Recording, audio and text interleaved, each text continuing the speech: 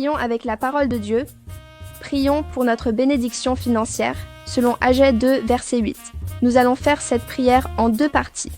Partie 1, explication du verset Agé 2, verset 8. Partie 2, proclamation basée sur Agé 2, verset 8. Partie 1, expliquons le passage. Agé 2, verset 8. Imaginez un instant que vous soyez en pleine reconstruction d'un projet qui vous tient à cœur, mais que les ressources semblent cruellement manquer. Le découragement s'installe, la comparaison avec une gloire passée vous mine. C'est précisément dans ce contexte de défi et d'incertitude qu'une parole divine retentit avec une force étonnante, une affirmation qui balaie d'un revers de main nos préoccupations matérielles. L'argent est à moi, et l'or est à moi, dit l'Éternel des armées. Bien plus qu'une simple déclaration de propriété, ce verset d'Agé 2:8 est une fenêtre ouverte sur la souveraineté absolue de Dieu et une invitation à repenser notre rapport à la richesse. Préparez-vous à plonger au cœur de cette affirmation percutante, à en décrypter le contexte, la signification profonde et les implications intemporelles. Quel est le contexte immédiat de ce passage?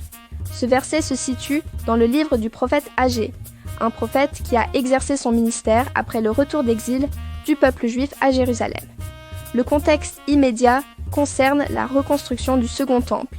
Les fondations avaient été posées, mais le travail avançait lentement et le peuple était découragé en comparant la modestie de ce nouveau temple à la gloire de l'ancien temple de Salomon.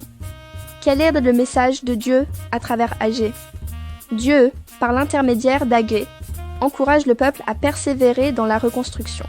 Il leur rappelle que la véritable richesse et la véritable gloire ne résident pas dans les matériaux précieux comme l'or et l'argent, mais dans sa présence et sa bénédiction. Expliquons Agé 2, verset 8. L'argent est à moi et l'or est à moi, dit l'Éternel des armées. L'argent est à moi et l'or est à moi. Cette affirmation directe et sans équivoque établit la propriété divine sur toutes les richesses matérielles et financières. Dieu déclare qu'il est le véritable possesseur de l'or et de l'argent. Cela signifie que ces ressources ne sont pas intrinsèquement la propriété des humains, mais appartiennent ultimement à Dieu. Analysons la phrase « dit l'Éternel des armées ». Ce titre puissant souligne l'autorité et la toute-puissance de Dieu. Le terme « l'Éternel des armées » fait référence à Dieu en tant que commandant des armées célestes et terrestres, celui qui a le pouvoir et les ressources illimitées.